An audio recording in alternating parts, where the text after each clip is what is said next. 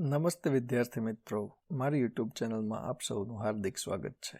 BCom semester 3ના taxation વિષયનું chapter residential status એટલે કે રહેઠાણના દરજ્જા પર આ મારો 9મો લેક્ચર છે. આની પહેલાંના 8 લેક્ચરમાં જરૂરી થિયરી અને યુનિવર્સિટીમાં પૂછાયેલા દાખલાઓ મેં ગણાવેલ છે. તો એ દરેક લેક્ચર નીચે ડિસ્ક્રિપ્શન બોક્સમાં આપેલી લિંક પર ક્લિક કરી તમે જોઈ શકો છો. Question number 7. રિકી પોન્ટિંગ એક ઓસ્ટ્રેલિયન નાગરિક છે. તેઓ છેલ્લા 10 વર્ષથી નિયમિત રીતે ઓક્ટોબર, નવેમ્બર અને ડિસેમ્બર માસ દરમિયાન દર વર્ષે ભારતમાં આવે છે. આકારણી વર્ષ 2020-21 માટે તેમનો રહેઠાણનો દરજ્જો નક્કી કરો. તો આ જે રિકી પોન્ટિંગ ઓસ્ટ્રેલિયન નાગરિક છે એ છેલ્લા 10 વર્ષથી નિયમિત રીતે એટલે કે દર વર્ષે, નિયમિત રીતે એટલે શું થાય, રેગ્યુલરલી, આ વર્ષે એની અગાઉના વર્ષે એની અગાઉના વર્ષે એટલે કે દરેક વર્ષ છેલ્લા 10 વર્ષમાં દરેક વર્ષ આ 3 મહિના ઓક્ટોબર, નવેમ્બર અને ડિસેમ્બર મહિના દરમિયાન એ ભારતમાં આવે છે. એટલે કે 3 મહિના ભારતમાં રહે છે અને આકારણી વર્ષ 2020-21 માટે તેમનો રહેઠાણનો દરજ્જો નક્કી કરવાનો છે. સાથે આગળ એવું પણ આપ્યું છે કે જો તેઓ આ ઉપરના 3 મહિના છે એની બદલે સપ્ટેમ્બર, ઓક્ટોબર અને નવેમ્બર માસ દરમિયાન આવતા હોય તો તમારા જવાબમાં શું ફેર પડે? ટૂંકમાં 2 પ્રશ્નો આમાં પૂછેલા છે. એક કે જો તેઓ ઓક્ટોબર, નવેમ્બર અને ડિસેમ્બર માસ દરમિયાન આવતા હોય તો રહેઠાણનો દરજ્જો શું થાય, અને જો તેઓ સપ્ટેમ્બર, ઓક્ટોબર અને નવેમ્બર માસ દરમિયાન આવતા હોય તો રહેઠાણનો દરજ્જો શું થાય? રકમ એકદમ નાની લાગે છે, ફક્ત 3 થી 4 લાઇનની, પરંતુ 2 દાખલાઓ ગણવાના છે આમાં. એટલે રકમ જોઈને એવું લાગે એકદમ સિમ્પલ દાખલો છે, એકદમ સિમ્પલ જ, પણ થોડો લેન્ધી દાખલો થશે. આ દાખલો MKBUમાં મે જૂન 18માં 10 માર્કમાં પૂછાયેલ છે, એપ્રિલ 2016માં 10 માર્કમાં પૂછાયેલ છે, ગુજરાત યુનિવર્સિટીમાં ડિસેમ્બર 15માં 7 માર્કમાં અને નવેમ્બર 17માં 7 માર્કમાં થોડા ફેરફાર સાથે. ફેરફાર શું હતો એમાં કે અહીંયા ઓક્ટોબર, નવેમ્બર, ડિસેમ્બર એની જગ્યાએ મે, જૂન, જુલાઈ આપેલું હોય, પહેલામાં એપ્રિલ, મે, જૂન આપેલું હોય. તો આવી રીતે મહિનાઓના નામ બદલી શકે. જવાબ જે આવતો હશે એના જેવો જ જવાબ આવશે. અને બીજું કે ઘણી વખત અહીંયા એવું પણ આપે છે કે છેલ્લા 10 વર્ષથી એમાં એવું લખે કે પાછલા વર્ષ 2019-20 સહિત. એ સમજી જ લેવાનું, કારણ કે આકારણી વર્ષ 2020-21 છે એટલે એની અગાઉનું વર્ષ પાછલું વર્ષ કહેવાય 2019-20. એટલે 2019-20 અને તેની અગાઉના બીજા 9 વર્ષ એટલે ટોટલ 10 વર્ષથી એ ભારતમાં આવે છે. એવું કે ન કે આપણે સમજી જ લેવાનું છે કે 2019-20 અને એની અગાઉના બીજા 9 વર્ષ એટલે ટોટલ 10 વર્ષથી નિયમિત રીતે આ 3 મહિના દરમિયાન ભારતમાં આવે છે. હવે દાખલો ગણીએ. સૌથી પહેલા હેડિંગ આપી દઈએ કે જો ઓક્ટોબર, નવેમ્બર અને ડિસેમ્બર માસ દરમિયાન ભારતમાં આવતા હોય. કારણ કે 2 દાખલા ગણવાના છે, એક જ રકમમાં 2 જુદા જુદા પોઈન્ટ આપેલા છે, 2 જુદી જુદી રીતે દાખલો ગણવાનો છે. તો સૌથી પહેલા હેડિંગ આપી દીધું આપણે કે આ 3 મહિના દરમિયાન ભારતમાં આવતા હોય. પહેલું સ્ટેપ આકારણી વર્ષ અને પાછલું વર્ષ લખવાનું. આકારણી વર્ષ કયું પૂછ્યું રકમમાં? 2020-21. આકારણી વર્ષ 2020-21 લખી દઈએ. પાછલું વર્ષ ઓબ્વિયસલી 2019-20 થશે, એની અગાઉનું વર્ષ હોય એટલે. આકારણી વર્ષ શું કહેવાય, પાછલું વર્ષ શું કહેવાય, એ દરેક વસ્તુઓ મેં તમને અગાઉના વિડીયોઝમાં શીખવેલ છે, તો એ તમે જોઈ શકો છો. પહેલું સ્ટેપ પૂરું. બીજું સ્ટેપ ભારતમાં રહેઠાણના દિવસોની ગણતરી કરવી. હવે આપણને રકમમાં ક્યાંય આપ્યું છે કેટલા દિવસ ભારતમાં રહે એવું? રકમમાં તો એવું જ કીધું ઓક્ટોબર, નવેમ્બર, ડિસેમ્બર માસ દરમિયાન નિયમિત રીતે ભારતમાં આવે છે. કેટલા દિવસ ભારતમાં રહેવું નથી કીધું તો શું કરવું પડે? દિવસોની ગણતરી કરવી પડે. જો દિવસો આપી દીધા હોય ઓલરેડી, જે અગાઉના દાખલામાં આપણે જોયું હતું કે દિવસો આપી દીધા હોય તો આ બીજું સ્ટેપ ગણવાની જરૂર રહેતી નથી. અહીંયા નથી આપેલા એટલે દિવસોની ગણતરી કરવી પડશે. અને બીજી એક વસ્તુ કે છેલ્લા 10 વર્ષ દરમિયાન દર વર્ષે સમાન મહિનામાં એટલે કે સેમ મંથમાં ઓક્ટોબર, નવેમ્બર, ડિસેમ્બર 2019-20, 18-19, 17-18, 16-17 એમ 10 વર્ષમાં દર વર્ષે સરખા દિવસ થશે, કારણ કે સરખો સમય જ ભારતમાં આવે છે. તો ગણતરી કરીએ ભારતમાં રહેઠાણના દિવસોની ગણતરી. અહીંયા પહેલું આની પહેલાના જે દાખલામાં મોટું કોષ્ટક બનાવતા હતા એમાં શું કામ બનાવતા હતા? કારણ કે જુદા જુદા વર્ષની જુદી જુદી તારીખો આપેલી હતી. આમાં એવું નથી આપેલું એટલે એવડી મોટી ગણતરી થશે નહીં, એકદમ સિમ્પલ કેલ્ક્યુલેશન થશે. ઓક્ટોબર મહિનામાં કેટલા દિવસ હોય? 31 દિવસ ભારતમાં હાજર છે આખો ઓક્ટોબર મહિનો. પછી નવેમ્બરના કેટલા દિવસ? 30 દિવસ. અને ડિસેમ્બરના કેટલા દિવસ? 31 દિવસ. આમ આ 3 મહિના ભારતમાં હાજર છે, ઓક્ટોબર, નવેમ્બર, ડિસેમ્બર, દર વર્ષે. એટલે આ વર્ષના કેટલા દિવસ થાય? 92 દિવસ. એટલે કે દરેક વર્ષે છેલ્લા 10 વર્ષના દરેક વર્ષ 92 દિવસ ભારતમાં હાજર હોય. બીજું સ્ટેપ પૂરું, દિવસોની ગણતરી કરી દીધી. નીચે લખ્યું છે સમજવા માટે કે તેઓ છેલ્લા 10 વર્ષમાં દરેક વર્ષે સરખા મહિનાઓ દરમિયાન ભારતમાં આવે છે. દર વર્ષે સરખા મહિનાઓ દરમિયાન ભારતમાં આવે અને તેથી આ 10 વર્ષમાં દરેક વર્ષે આ 10 વર્ષમાં દરેક વર્ષ તેઓ કેટલા દિવસ ભારતમાં હાજર હોય? 92 દિવસ ભારતમાં હાજર હોય. કારણ કે છેલ્લા 10 વર્ષમાં એ ઓક્ટોબર, નવેમ્બર, ડિસેમ્બર મહિના દરમિયાન જ આવે. તમે ઉપર હેડિંગ આપીને 10 વર્ષની ગણતરી કરો તો એ ખાલી એક પ્રકારની મજૂરી થાય. એનો કોઈ મતલબ નથી 10 વખત ગણતરી કરવાનો. તમે ઉપર લખો 2019-20 માટે ઓક્ટોબર, નવેમ્બર, ડિસેમ્બર 31, 30, 31, પછી 2018-19 એમાં પણ 31, 30, 31, 17-18 31, 30, 31 એવી 10 વર્ષની ગણતરી કરો તો બધામાં આવશે 92 દિવસ. એટલે એટલા માટે વધારે ગણતરી કરવાની જરૂર નથી, એક જ વખત ગણતરી કરી લઈએ તો પણ ચાલશે. તો હવે બીજું સ્ટેપ અહીંયા પૂરું થઈ જશે. ભારતમાં હાજરીના દિવસો ગણી લીધા. નેક્સ્ટ આગળ વધીએ. ત્રીજું સ્ટેપ, મૂળભૂત શરતના અપવાદો લાગુ પડે છે કે નહીં એ જોવાનું. 3 અપવાદો છે. એક, ભારતીય નાગરિક પરદેશમાં નોકરી કરવા જાય એવું આ રકમમાં કંઈ આપેલું નથી.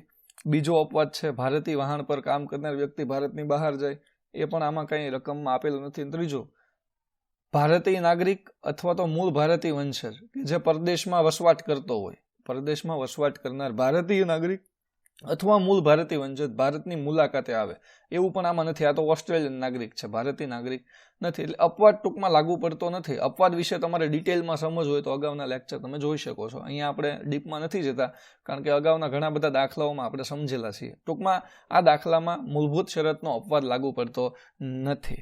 તો આગળ વધીએ. ચોથું સ્ટેપ છે દાખલો ગણવાનો. મૂળભૂત શરતોની તપાસ કરવી.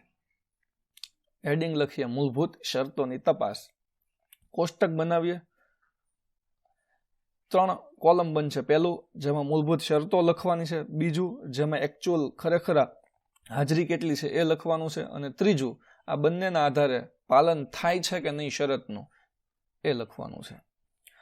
પહેલી મૂળભૂત શરત, જે તે વ્યક્તિ સંબંધિત પાછલા વર્ષમાં, સંબંધિત પાછલું વર્ષ કયું આપણું 2019-20 દરમિયાન કુલ 182 કે તેથી વધુ દિવસ ભારતમાં હાજર હોવી જોઈએ.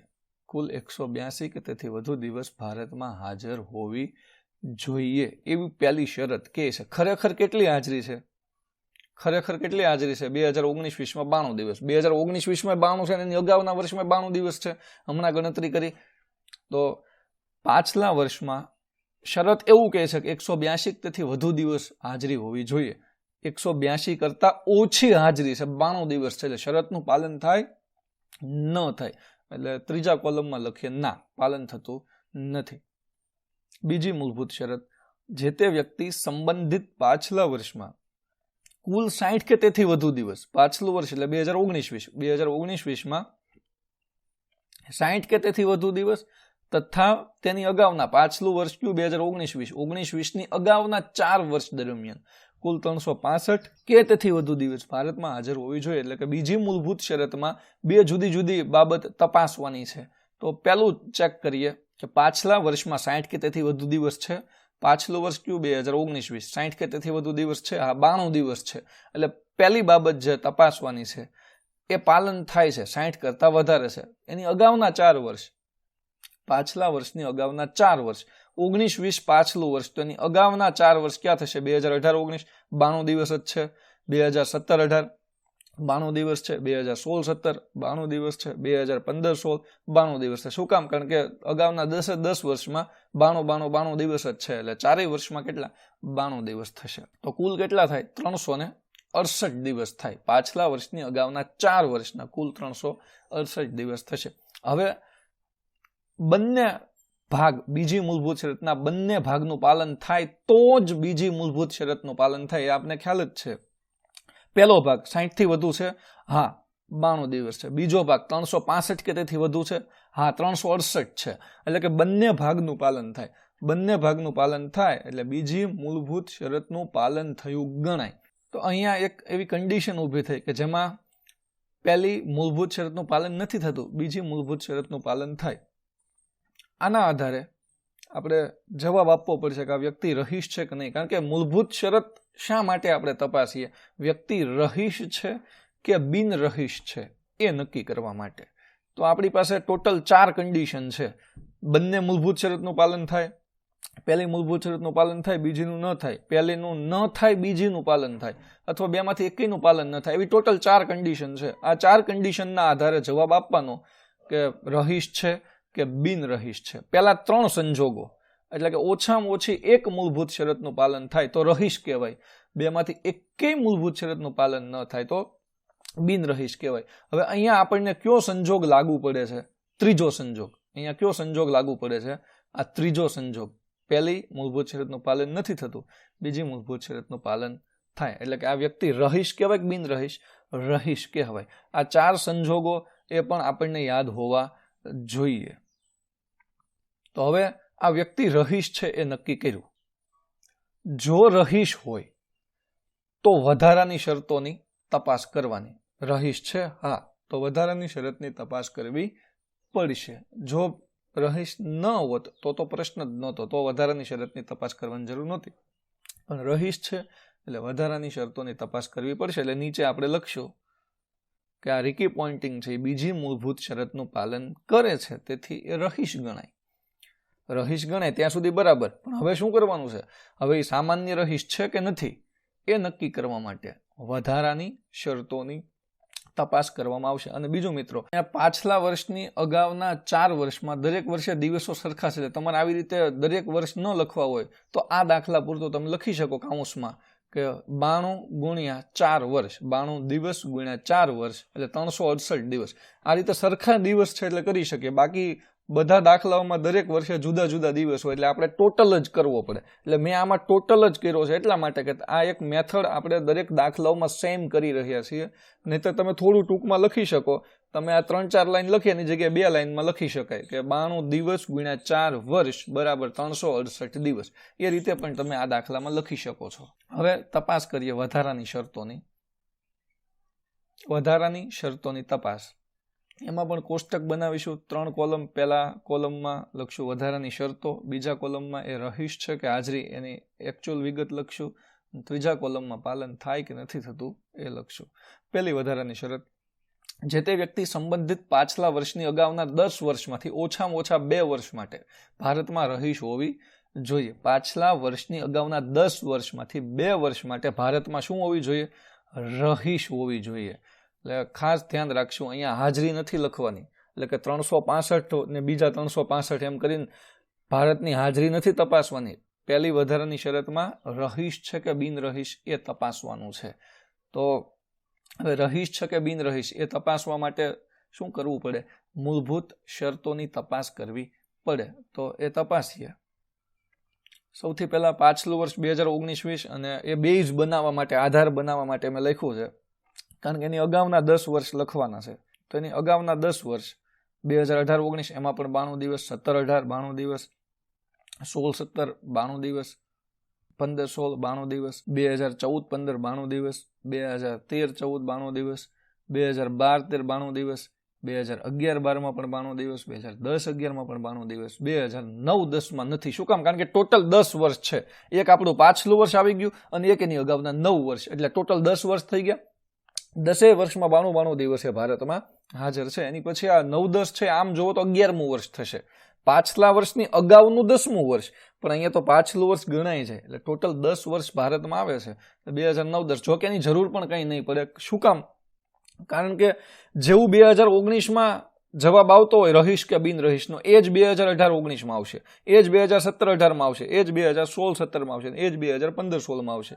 2019-20ના દિવસ સરખા, એમ અગાઉના વર્ષના દિવસો પણ સરખા છે. એટલે કદાચ તમે આ ગણતરી ન કરો તો પણ ચાલશે. તો અહીંયા શું તપાસ કરવાની છે? રહીશ છે કે બિન રહીશ. એના માટે પહેલી મૂળભૂત શરત કે 182 દિવસ હોવા જોઈએ, બીજી મૂળભૂત શરત 60 અને 365 હોવા જોઈએ. તો જવાબની ખબર પડે રહીશ છે કે બિન રહીશ. પહેલા વર્ષ માટે તપાસીએ 182 દિવસ હાજરી હોવી જોઈએ. છે 182 દિવસ હાજરી? નથી. કેટલી હાજરી છે? 92 દિવસ છે. પહેલી મૂળભૂત શરતનું પાલન થતું નથી. બીજી મૂળભૂત શરત જોઈએ. એનો પહેલો ભાગ કેટલો છે? 60 દિવસ હાજરી હોવી જોઈએ. 60 છે? હા, 60 કરતા વધારે 92 દિવસ છે.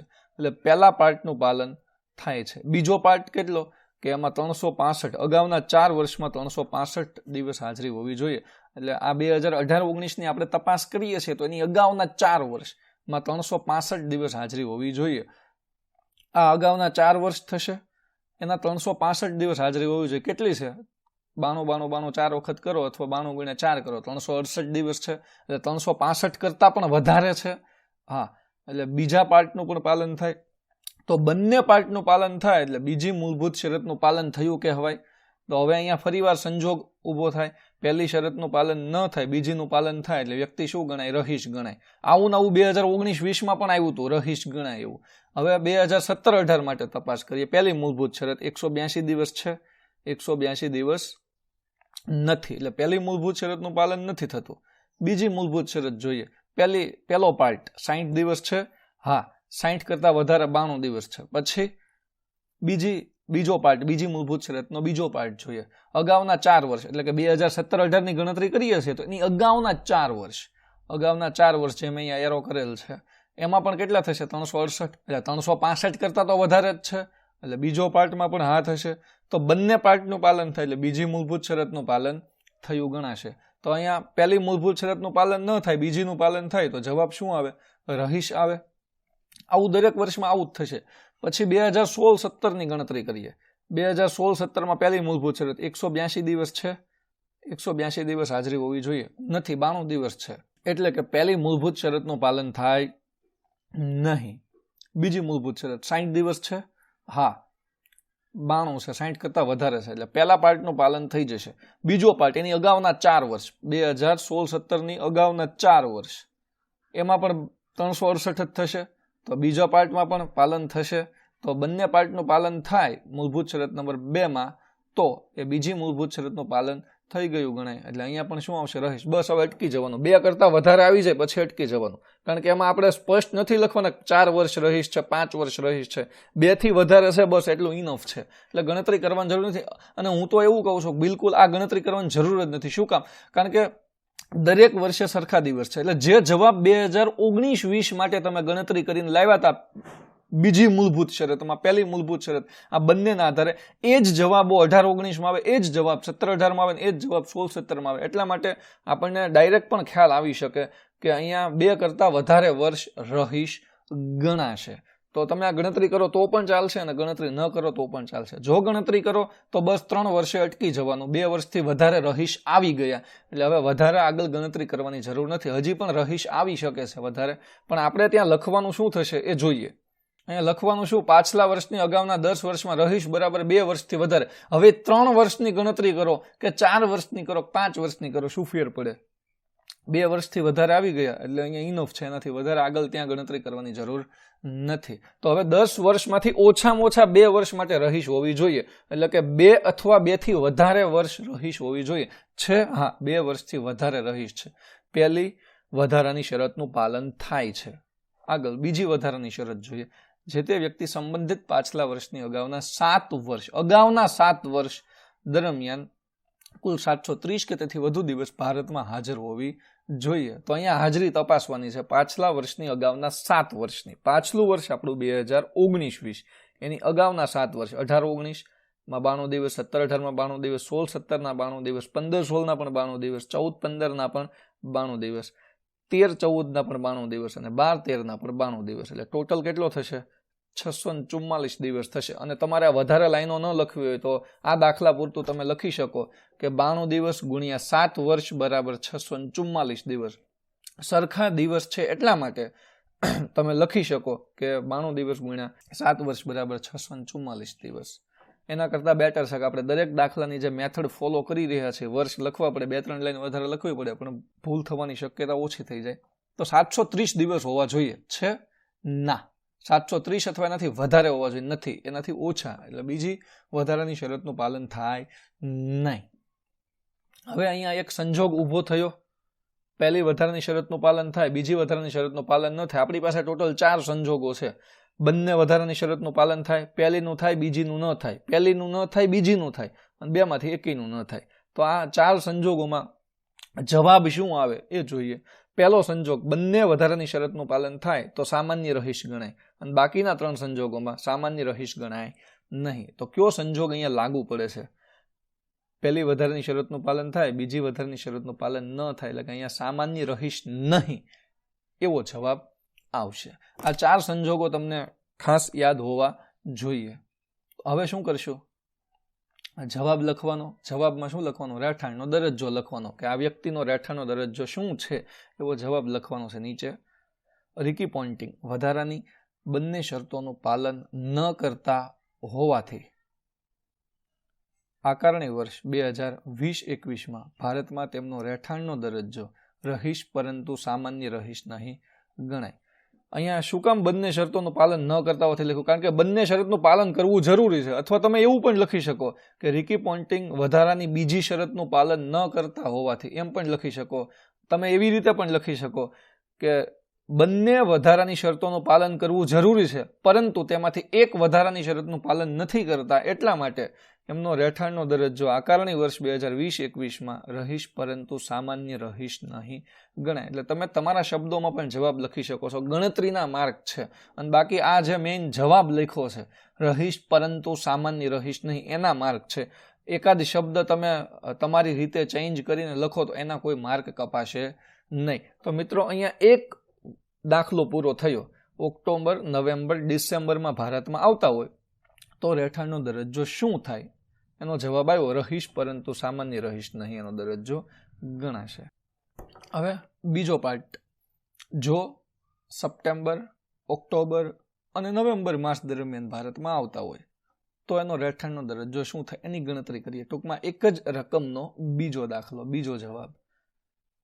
સ્ટેપ બાય સ્ટેપ દાખલો ગણીશું. પહેલું સ્ટેપ, આકારણી વર્ષ, પાછલું વર્ષ લખવું એઝ ઇટ ઇઝ, જે હતું એનું એ જ છે.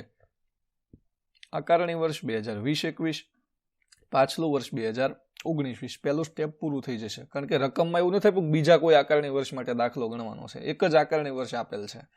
અને બીજું સ્ટેપ, ભારતમાં રહેઠાણના દિવસોની ગણતરી કરવાની. તો અહીંયા પણ રહેઠાણના દિવસોની ગણતરી કરવી પડશે. છે જૂની ગણતરી કરીએ નહીં ચાલે. શું કામ? કારણ કે 3 મહિના જુદા હતા, આમાં 3 મહિના જુદા છે.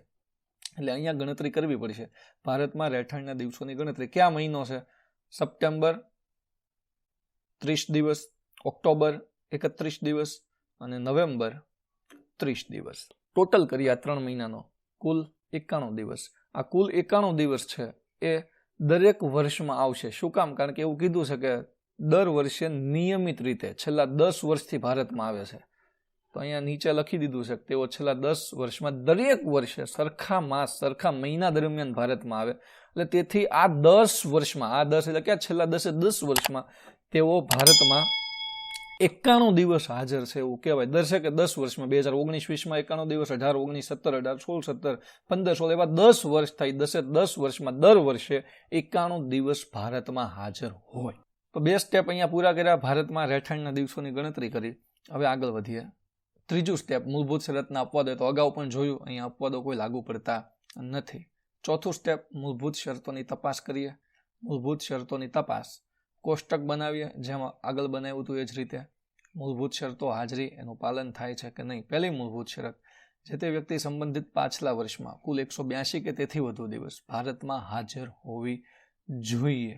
182 કે તેથી વધુ દિવસ ભારતમાં હાજર હોવી જોઈએ. પણ ખરેખર અહીંયા કેટલી છે? પાછલા વર્ષ 2019માં 91 દિવસ જ છે. હવે પેલા 92 દિવસ ભૂલી જવાના, એ પોઈન્ટ પૂરો થઈ ગયો. હવે 91 દિવસ આવી ગયા. 91 દિવસ હાજરી છે. 182 કે તેથી વધુ હોવા જોઈએ, પણ એનાથી ઓછા એટલે પાલન થાય નહીં. પહેલી મૂળભૂત શરતનું પાલન થતું નથી. બીજી મૂળભૂત શરત તપાસીએ. જે તે વ્યક્તિ સંબંધિત પાછલા વર્ષમાં કુલ 60 કે તેથી વધુ દિવસ તથા પાછલા વર્ષની અગાઉના 4 વર્ષ દરમિયાન કુલ 365 કે તેથી વધુ દિવસ ભારતમાં હાજર હોવી જોઈએ. એટલે 2 પાર્ટ છે અહીંયા. પાછલા વર્ષમાં 60 કે તેથી વધુ દિવસ હોવા જોઈએ અને એની અગાઉના 4 વર્ષમાં 365 કે તેથી વધુ દિવસ ભારતમાં હાજરી હોવી જોઈએ. બંને પાર્ટનું પાલન થાય તો જ બીજી મૂળભૂત શરતનું પાલન થાય. બેમાંથી એક પાર્ટનું પણ જો પાલન ન થાય તો બીજી મૂળભૂત શરતનું પાલન થયું ગણાય નહીં. તો હવે જોઈએ પાછલા વર્ષમાં 60 કે તેથી વધુ દિવસ છે કે નહીં? પાછલા વર્ષ 2019-20માં 91 દિવસ, 60 કરતાં વધારે છે. તો એની અગાઉના 4 વર્ષનું પણ જોઈ લઈએ. પાછલા વર્ષની અગાઉના 4 વર્ષ એમાં તો બધામાં 91 દિવસ છે. 18-19માં 91, 17-18માં 91, 16-17માં 91, 15-16માં પણ 91. અહીંયા તમે પહેલું હમણાં વાત કરીએ રીતે 91 × 4 એવી રીતે પણ તમે લખી શકો છો. ટોટલ કેટલા? 364 દિવસ છે. હોવા કેટલા જોઈએ? 365 કે તેથી વધુ દિવસ. 365 કે તેથી વધુ દિવસ હોવા જોઈએ. છે કેટલા? 364. એક દિવસ ઓછો થયો. બીજા પાર્ટનું, બીજી મૂળભૂત શરતના બીજા પાર્ટનું પાલન ન થાય એટલે બીજી આખી મૂળભૂત શરતનું પાલન થયું ગણાય નહીં. એટલે બીજી મૂળભૂત શરતનું પાલન નથી થતું. જુઓ મિત્રો, એક દિવસ આખો જવાબ બદલી શકે છે. આ દાખલો એનું ઉદાહરણ છે. એક જ દિવસ છે, તમે ગણતરી કરતા હો ને એમાં એક દિવસનો પણ કંઈ ફેરફાર આવે તો આખો જવાબ બદલાઈ જાય એવું બની શકે. તો હવે એક સંજોગ અહીંયા ઊભો થયો, બેમાંથી એક પણ મૂળભૂત શરતનું પાલન નથી થતું. તો પહેલું અને બીજી જે બે મૂળભૂત શરતો છે એના આધારે 4 સંજોગો બને. બંને મૂળભૂત શરતનું પાલન થાય, પહેલીનું થાય બીજીનું ન થાય, પહેલીનું ન થાય બીજીનું થાય, અથવા બેમાંથી એકેય મૂળભૂત શરતનું પાલન ન થાય. આ 4 સંજોગોમાં શું જવાબ આવે, રહીશ કે બિન રહીશ, એ જોઈએ. પહેલા ત્રણેયમાં રહીશ જવાબ આવે અને ચોથો સંજોગ છે બેમાંથી એકેય મૂળભૂત શરતનું પાલન ન થાય, એમાં બિન રહીશ જવાબ આવે. આપણે કયો સંજોગ લાગુ પડે છે? ચોથો સંજોગ, બેમાંથી એક પણ મૂળભૂત શરતનું પાલન ન થાય, જવાબ શું આવે? બિન રહીશ આવે. હવે પાંચમું સ્ટેપ આપણું, જો રહીશ હોય તો વધારાની શરતની તપાસ કરવાની, રહીશ ન હોય તો વધારાની શરતની તપાસ કરવાની જરૂર નથી. કારણ કે અગાઉના વિડીયોઝમાં મેં તમને સમજાવ્યું હતું કે વ્યક્તિ પહેલા રહીશ છે કે બિન રહીશ છે તપાસવાનું. જો બિન રહીશ આવે જવાબ પૂરો થઈ જાય, રહીશ આવે તો જ આગળ તપાસવાનું સામાન્ય રહીશ છે કે નહીં. બિન રહીશ આવે તો ત્યાં જવાબ થઈ જશે પૂરો. એટલે રહીશ નથી એટલે વધારાની શરતની તપાસ નહીં થાય. છેલ્લું સ્ટેપ ડાયરેક્ટ જવાબ લખી દેવાનો, રહેઠાણનો દરજ્જો લખી દેવાનો, જવાબ થઈ જશે અહીંયા પૂરો. રીકી પોન્ટિંગ, એક પણ મૂળભૂત શરતનું પાલન કરતા ન હોવાથી આકારણી વર્ષ 2020-21માં ભારતમાં એમનો રહેઠાણનો દરજ્જો બિન રહીશ ગણાય. તો જો ઓક્ટોબર, નવેમ્બર, ડિસેમ્બરમાં આવતા હોય તો રહીશ પરંતુ સામાન્ય રહીશ નહીં ગણાય. અને જો તેઓ સપ્ટેમ્બર, ઓક્ટોબર અને નવેમ્બરમાં આવતા હોય તો બિન રહીશ ગણાય. એટલે એવું તમે લખવું હોય તો નીચે લખી શકો કે જો તેઓ ઓક્ટોબર, નવેમ્બર, ડિસેમ્બરના બદલે સપ્ટેમ્બર, ઓક્ટોબર, નવેમ્બરમાં ભારતમાં આવતા હોય તો તેમનો રહેઠાણનો દરજ્જો રહીશ પરંતુ સામાન્ય રહીશ નહીંના બદલે બિન રહીશ થઈ જાય. એવું પણ તમે લખવું એટલે લખી શકો. કારણ કે રકમમાં એવું પૂછો શું ફેરફાર થાય, રહેઠાણના દરજ્જામાં શું ફેરફાર થાય, તો આપણે એવું લખી શકીએ કે જો તેઓ ઓક્ટોબર, નવેમ્બર, ડિસેમ્બરના બદલે સપ્ટેમ્બર, ઓક્ટોબર, નવેમ્બરમાં ભારતમાં આવતા હોય તો એમનો રહેઠાણનો દરજ્જો રહીશ પરંતુ સામાન્ય રહીશ નહીં ના બદલે બિન રહીશ થઈ જાય. આ વિડીયોને અંત સુધી જોવા માટે આભાર. મિત્રો, જો વિડીયો ગમે તો તમે લાઈક કરી શકો છો, તમારા મિત્રો સાથે શેર પણ કરી શકો છો. ચેનલ હજુ સુધી સબસ્ક્રાઈબ ન કરી હોય તો સબસ્ક્રાઈબ કરી દેજો અને બાજુમાં બેલ આઇકન દબાવી દેજો જેથી કરીને મારા નવા વિડીયોના તમને અપડેટ મળતા રહે.